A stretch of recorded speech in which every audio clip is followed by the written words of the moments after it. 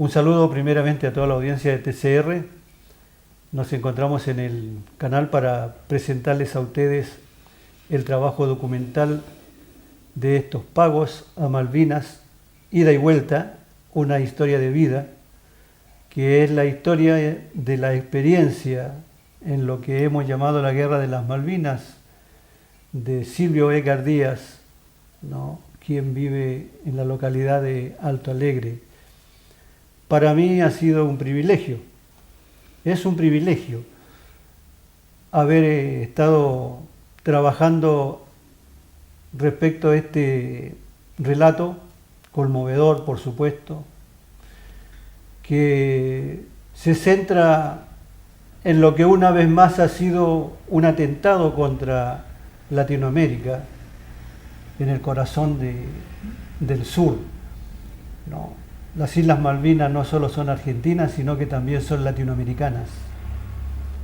Todos los imperios, digamos así, que han venido al continente desde el día de Colón han venido solamente a hacer estragos, a dañarnos, a vapulearnos, a saquearnos.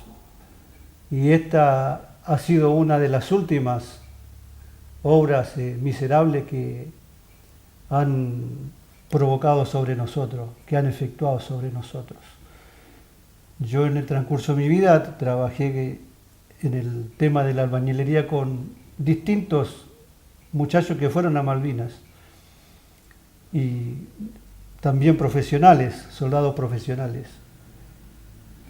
Y ahora he tenido la oportunidad de poder escuchar in extenso la experiencia de Edgar. Yo agradezco a Dios y agradezco también a Edgar por esta oportunidad que me ha dado. El trabajo es sencillo, lo dejo que hable, no como en todos otros trabajos que he hecho de esta envergadura, prácticamente no recorto nada. Yo recomiendo que lo escuchen atentamente. La experiencia que nos va a relatar Edgar también habla acerca de, o te darás cuenta de que ha provocado en él una especie de redescubrirse como ser humano, ¿no? Los valores que él expresa son muy edificantes y me gustaría que todos le pusieran atención a este trabajo. Ahora yo dejo con ustedes al protagonista de esta historia. Vaya presentación, Rafael, muchas gracias. En primer lugar, el fraternal saludo a toda la audiencia de TCR, vecinos de las localidades de Silvio Périco, San Antonio de Litín, Chilibroste, vecinos de Sintra. Soy un vecino más de la localidad de Alto Alegre. La intención es simple, es tratar de transmitir una vivencia poco común bajo la invitación de Rafael, charla entre amigos, tratar de relatar una experiencia de vida poco común, digo, porque una guerra, ojalá que nunca más, y no es tan común hablar del tema. No es tan común porque hablar de una guerra es hablar del infierno mismo, y nadie habla del infierno. Y si tratamos de hacerlo con las limitaciones que tengo, porque no soy un erudito en la materia, sin ser demasiado... es difícil encontrar el término, sin ser demasiado descriptivo, tal vez tratamos de rescatar los valores que hacen de una persona de bien, más allá de la situación en la que estemos viviendo. Cuando digo una experiencia de vida es para tratar de rescatar esos valores que debemos aplicar en la vida cotidiana, de cómo nos presentamos ante una adversidad, que aquello haya sido una lección, que aprendamos en conjunto a rescatar los valores y el valor real que tiene el otro, porque en situaciones tan adversas el otro tiene otra relevancia. El otro es el que nos cuida, el otro es el que nos protege, y es eso, tratar de rescatar eso para que cuando logremos tener un objetivo en común, si todos trabajamos para eso, sin ningún lugar a duda vamos a lograr el objetivo.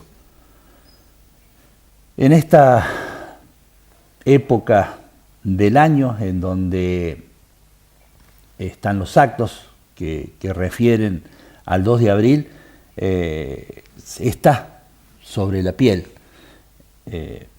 Uno se predispone, y tal vez sea porque, como digo siempre, los veteranos de guerra de Malvinas no recordamos, sino que revivimos constantemente la experiencia. Y vuelvo a insistir, para que nunca más, es la intención del relato. Y también, cuando uno lo relata, hace ejercicio de la memoria. Y si recordamos es porque no olvidamos. Y si no olvidamos es porque no renunciamos. Y la intención es esa, no renunciar a que alguna vez nuestra enseña nacional vuelva a flamear en aquellas islas irredentas, para que ese puñado de argentinos que ofrecieron y que ofrendaron a la vida lo más valioso, que fueron sus vidas, sientan de que pueden descansar en su casa, que pueden descansar en su tierra. Es la humilde intención, es el humilde aporte que puedo o podemos hacer desde este lugar. A continuación, entonces, estaremos viendo la primera parte de este documental que, repito, ha sido titulado De estos pagos a Malvinas, ida y vuelta, una historia de vida, cuyo título me sugirió precisamente Edgar, ¿no? Y lo hemos respetado a cabalidad. Contento como argentino, me siento muy feliz de que hemos recuperado nuestro territorio. Gracias. Alguna vuelta debía ser que lo hiciéramos. ¿Está feliz? ¿Contento? Contento. Y mi opinión está bien, que era hora ya que las Malvinas fueran recuperadas. Yo creo que sí. Mucha alegría me da de que nuevamente sea de nosotros. ¿Era un hecho que debía concretarse? Yo digo que sí. ¿Cuál es, señor, su opinión sobre la recuperación de las Islas Malvinas? Yo lo veo muy bien eso. Ella tenía que haber hecho hace mucho tiempo. Bueno, para mí es el mejor acontecimiento de todo este siglo para mí, para los argentinos. Es lo mejor que puede habernos pasado. Perfecto, gracias. 10 puntos. 10 puntos. Nos merecemos todo. Es una cosa lógica y hace años que la tenemos que haber tenido. Perfecto, me parece muy bien, siempre que no tengan consecuencias y que no haya ninguna guerra.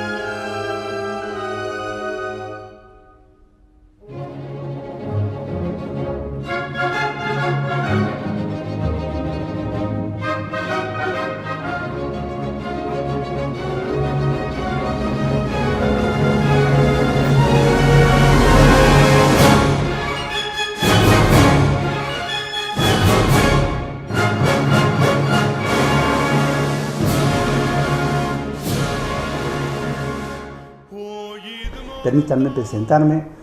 Para los que no me conocen, soy Silvio Edgar Díaz. Actualmente resido en la localidad de Alto Alegre. Si bien he desarrollado mi vida en la zona, en los parajes que son aledaños a la localidad, mis primeros pasos, si bien nací en la localidad de Los Zorros, a muy temprana edad, por una cuestión de trabajo, mis padres vivían en la colonia 25 de Mayo, más precisamente Cooperativa Agropecuaria La Gloria.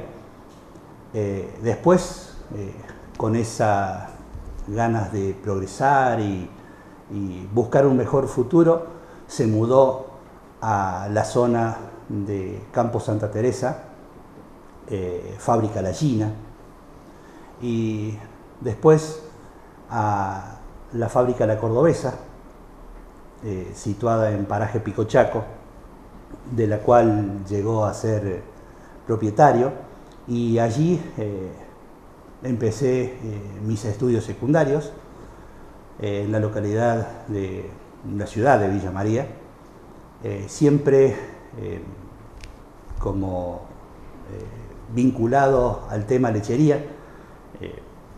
Hice mis primeras capacitaciones en la escuela ESIL en aquella época, del cual salíamos técnicos lácteos, y bueno, mi padre había desarrollado y seguía desarrollando toda una vida dentro de la empresa láctea, así que era como algo normal que uno se capacitara en esa materia, y así transcurrieron mis primeros años, hasta que una vez egresado de la escuela técnica, me incorporé en la faz laboral a una fábrica en donde ya había estado mi papá de encargado, a La Gina, donde incluso yo terminé mis estudios primarios. El destino quiso que desde allí fuese a cumplir mi obligación con el servicio militar obligatorio de aquella época. Fui sorteado, como todos, asistí a un chequeo médico, del cual resulté apto absoluto, y allá por los primeros días de enero del año 1982 fui incorporado a la guarnición militar Sarmiento. Eso es distante unos 150 kilómetros al oeste de Comodoro Rivadavia. Dentro de esta guarnición hay diferentes compañías. Estaba la de servicio, estaba la de infantes y estaba la compañía de ingenieros. Tal vez por mi condición ya de soldado raso por el cual fui incorporado,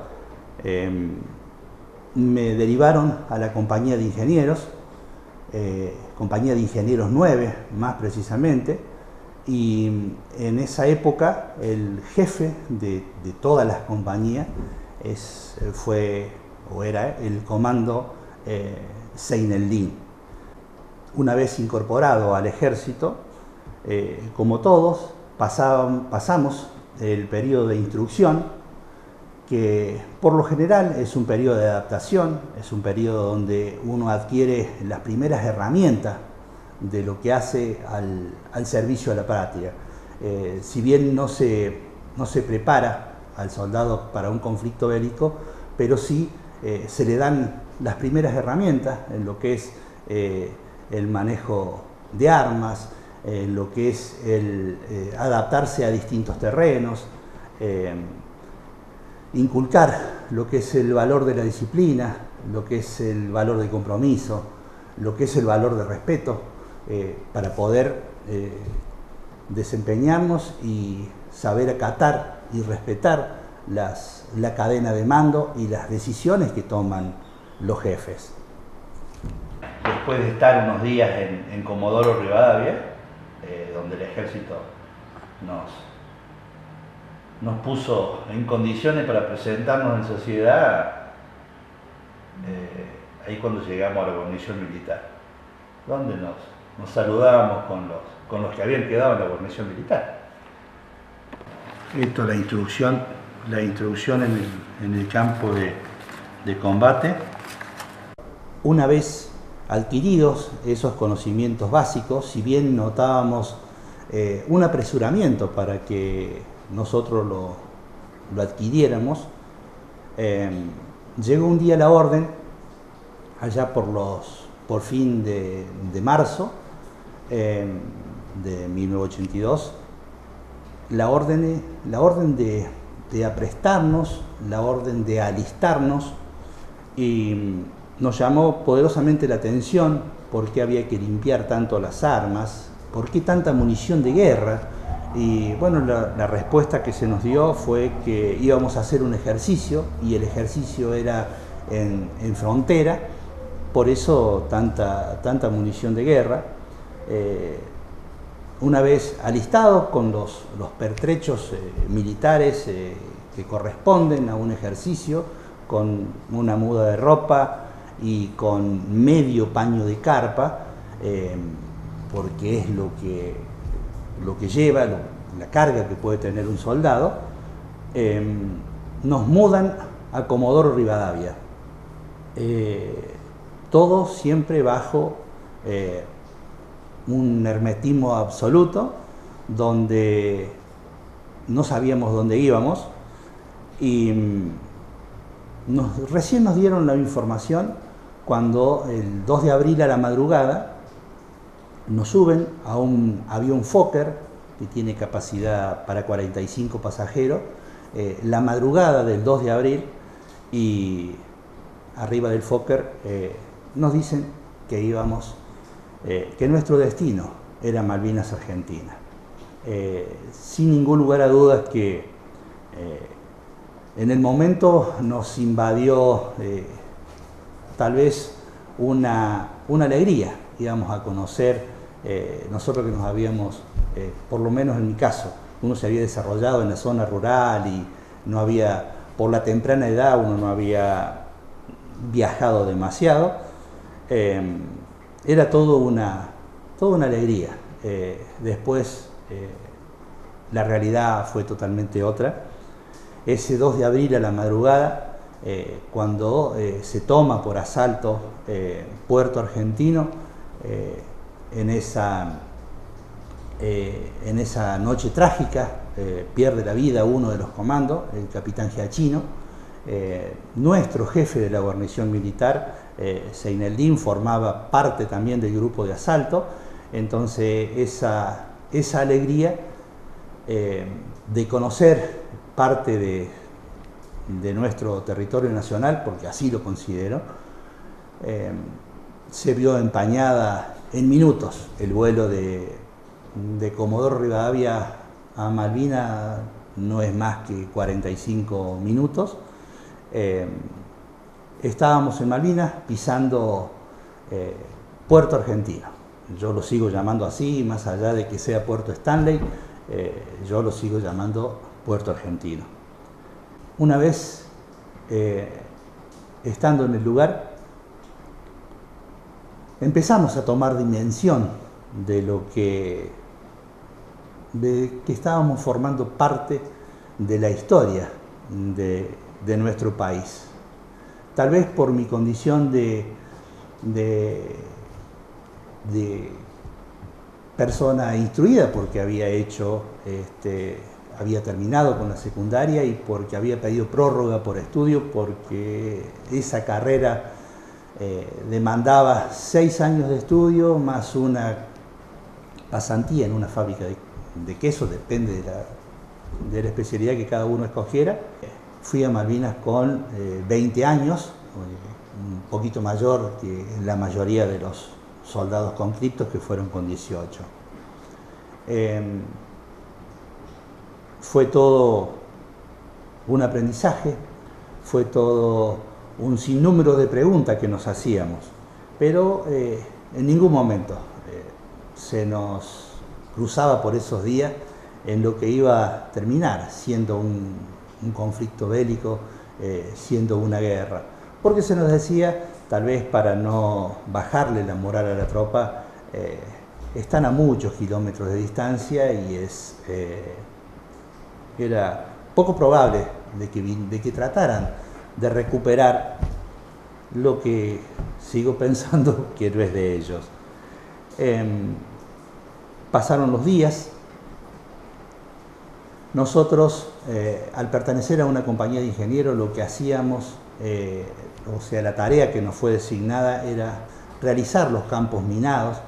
Así que transcurriendo los primeros días en Puerto Argentino, después de haber izado el pabellón nacional, cosa que me considero un privilegiado, haber sido o haber formado parte de el primer izamiento de nuestra bandera nacional en aquel territorio, me considero un privilegiado, y mucho más aún de haber participado en forma activa todo el periodo que duró, hoy decimos, la Guerra de Malvinas, y tener la fortuna de poder volver, tal vez con algunos resabios, con algunas sensibilidades propias de la experiencia vivida, pero feliz de haber vuelto al continente, y también de que nuestra compañía, en su totalidad, soldados, oficiales, suboficiales, hayamos vuelto al continente sin ninguna baja, con heridos sí, con alguna mutilación que sufrió por accidente en los avatares de un conflicto, pero todos hemos vuelto al continente porque, creo yo, hemos tenido oficiales y suboficiales a la altura de la circunstancia. Sin ningún lugar a dudas que cuando uno empieza a explayarse sobre el tema, y más cuando llega esta época, esta fecha, uno tiene una sensibilidad especial, distinta, por todo lo que significó la gesta Malvinas en sí. Uno no puede olvidarse de los que quedaron en aquella turbelada, en las madres, las esposas, los hijos, los hermanos, los amigos que todavía esperan ese ser que se despidió de su ámbito como nos despedimos todos cuando vamos al servicio militar. Y siempre se dijo en la jerga popular, te vas a la colimba, no te vas a la guerra. Y bueno, esto fue una excepción. Ojalá nunca más. Y creo que como uno puede, como nos sale, cada uno desde su lugar debe tratar de transmitir esta experiencia. Primero, para que no suceda nunca más, y en segundo lugar, para tratar de malvinizar, porque en el posguerra hubo una desmalvinización, y cuando uno relata lo sucedido, creo que hacemos uso de la memoria, y no olvidar es una forma de no renunciar, es una forma de no claudicar, es una forma de instar a los gobernantes de turno que arbitren y agoten todos los recursos para que por la vía pacífica recuperemos lo que es nuestro, lo que nos corresponde. Así que, como pueda, como me salga, voy a tratar de transmitirle la experiencia Malvinas, no con la intención de aportar estrategias militares ni términos de la jerga militar, sino como enseñanza de vida, como transmitirle a las nuevas generaciones la experiencia Malvina, y por sobre todas las cosas rescatar de aquella gesta todo lo que se puso de manifiesto. Cuando digo esto me refiero a el compromiso asumido, a el valor, la entrega, sin ningún tipo de concesiones, tanto sea de los cuadros militares como la de los soldados. Se puso todo lo que estaba a nuestro alcance, y eso no tiene que quedar en el olvido. Creo que uno, con el recuerdo y en esta malvinización que como excombatientes tratamos de hacer, es reivindicarlos, saber que tenemos presente de que son fieles custodios de nuestra soberanía sobre las islas, y tener en claro de que el conflicto no fue con un país cualquiera. Estamos hablando de, en aquella época, con uno de los poderes navales más grandes que existen en el mundo, y además con el aporte de otras naciones, ya sea por imágenes, ya sea por logística. Así que el conflicto no fue Argentina, Gran Bretaña, fue Argentina y un complejo ahí, una unión de más de un imperio. Suena casi ilógico cómo nuestros hermanos chilenos, digo así porque más allá del folclore del fútbol, que existe la competencia lógica,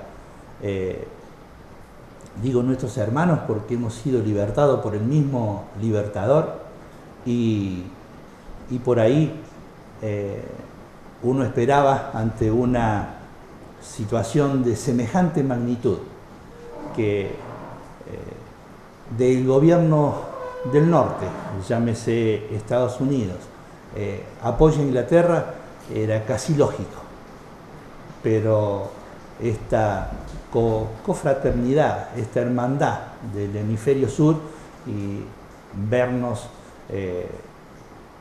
no sé si,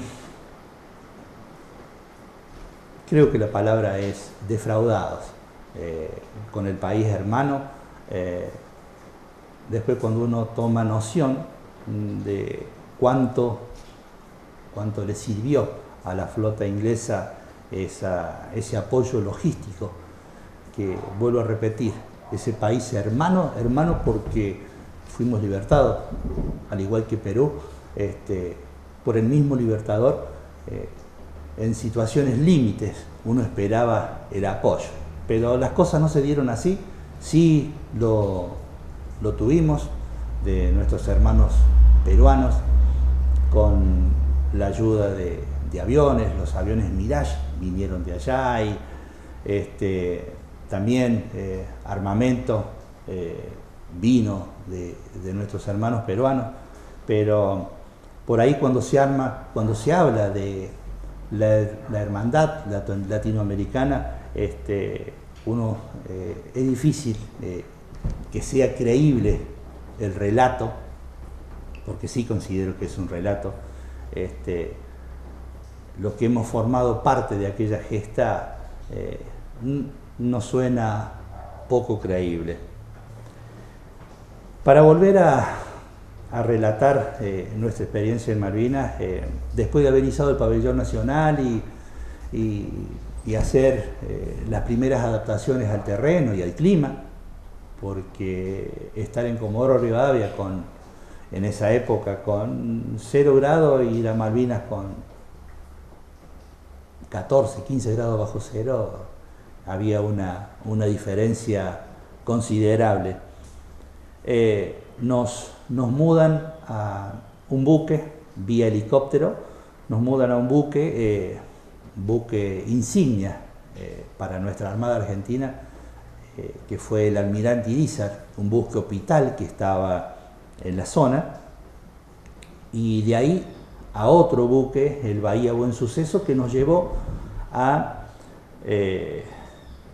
la otra Malvinas, para allí anclarnos. Se tomó por asalto, al igual que Puerto Argentino. Esto es Bahía Fox del Este, que está en la isla Gran Malvina.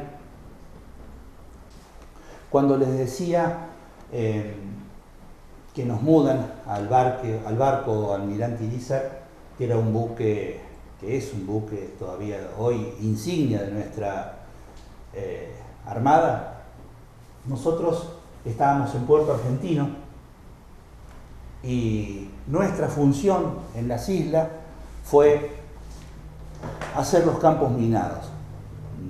La compañía de ingenieros, el ingeniero dentro del ejército, su tarea es diseñar lo que es puentes, lo que es, o sea, es el encargado en diagramar las estrategias de acuerdo a cada adversidad. Llámese una inundación, atender el puente, llámese un conflicto bélico, a diagramar estratégicamente dónde pueden estar los posibles desembarcos. Y bueno, fue así que nosotros hacíamos los campos minados en la isla y nos replegaban, quedaban los infantes hasta que nuestro destino final, un poco en el Almirante Irízar y otro poco en el buque Bahía Buen Suceso, nos llevan como destino final a Bahía Fox. Bahía Fox está dividida en lo que es Bahía Fox Oeste y Bahía Fox Este. Ahí no había un asiento militar, porque en aquella época Malvinas estaba todo concentrado en Puerto Argentino. Todo concentrado en Puerto Argentino. Una vez instalado en Bahía Fox del Este, nuestro destino o nuestra tarea era hacer los campos minados para lo que creíamos nosotros, porque me incluyo dentro del ejército, nuestros superiores creían que estaban los posibles desembarcos, que después donde se dieron los desembarcos, nada más que en vez de hacerlo a una isla, se hizo a la isla Soledad, donde se dieron los combates más cruentos de Montelón, Darwin, Pradera de Ganso, que está todo en esta zona. Nuestra posición, como les decía, era hacer los campos minados. Eso cuenta en que hay que hacer un hoyo en la tierra sin ser demasiado específico. Se hace un hoyo en la tierra, se saca con mucho cuidado la parte superior, lo que nosotros llamamos tepe. Se saca la parte superior, se extrae tierra y se instala la mina y se vuelve a tapar con ese tepe para que quede inadvertida. La mina tiene un seguro llamado espoleta, se saca ese seguro y se introduce. La mina tenía como objetivo hacer más que un daño personal, si bien eso causa voladuras de pie y depende dónde se active y cómo se active, está hecha para causar mucho daño psicológico. Eso no le quita la vida a nadie, pero sí va inutilizando a ese accidentado más 2 personas más para que lo transporten. Esas 2 personas quedan fuera de combate y son un blanco, porque al transportar a alguien no pueden portar su arma. Por eso a veces cuando uno analiza el comportamiento humano, cuánta inteligencia desarrollada para causar daño. Entonces uno dice, fucha, si usáramos esto para construir en vez de destruir, cuánto mejor seríamos como sociedad. Junto con las minas que se colocan, a modo de ilustración se colocan minas personales y también minas antitanques que tienen el objetivo de destruir la tracción del tanque, o sea, de romper la transmisión. Eso hay que graficarlo, eso hay que construir los planos, y gracias a Dios que se trabajó a conciencia. Por eso rescato el buen trabajo de nuestros jefes, porque después, a medida que se fue desarrollando la guerra y terminó no con una rendición, sino con un alto al fuego, hubo que levantar esos campos minados. Y si no hubiésemos tenido los planos, hubiésemos sufrido muchos accidentes, porque hay que hacer los barridos por donde están los campos minados, se hacen las formaciones y se barre el campo minado para que uno con intencionalidad no deje el campo con alguna mina. Así que por eso rescato el trabajo a conciencia de nuestros jefes. Junto con todo eso, el ingeniero también diagrama, y ahí vuelvo a resaltar la capacidad de ingenio, esa viveza criolla que tanto nos caracteriza. Se hicieron muchos simulacros de una artillería muy potente. No teníamos tantos cañones, no teníamos armas de largo alcance, de no ser por la aviación, que tuvo un desempeño insuperable, inigualable, que fue para el asombro de un ejército con un ejército de élite, como es el de Gran Bretaña. Hacíamos cañones todos simulados, una artillería toda simulada. Buscábamos chimeneas de las casas, tambores de combustible, a eso le poníamos el cañón y lo camuflábamos con lo que encontrábamos en la zona, para que pasara desapercibido, y esa imagen satelital que le brindaba al ejército de Gran Bretaña, esa imagen satelital que le brindaban, ellos, todo su bombardeo naval, toda su fuerza, la descargaran sobre esos cañones simulados, que estaban mucho detrás de nuestras posiciones. Eso nos salvó la vida, por eso estamos. Asimismo, el ataque aéreo se daba sobre esas posiciones, que ellos creían que era nuestro fuerte. Y como tenían tanques de combustible dentro de esos cañones, eso era una explosión de mucha consideración, y las imágenes que tenían ellos eran de que nos estaban haciendo mucho daño. Y fue lo que a nosotros nos salvó. Cuando se da el alto al fuego, este pacto, cuando los jefes se encuentran, tanto de un lado como del otro, después nos cuentan ellos, de que se da esta conversación. Buscaban nuestra artillería dañada y no la encontraban. ¿Y cómo puede ser? ¿Y cómo puede ser? Y bueno, hubo que explicarles que lo que se había hecho era toda una simulación. Entonces, en su idioma,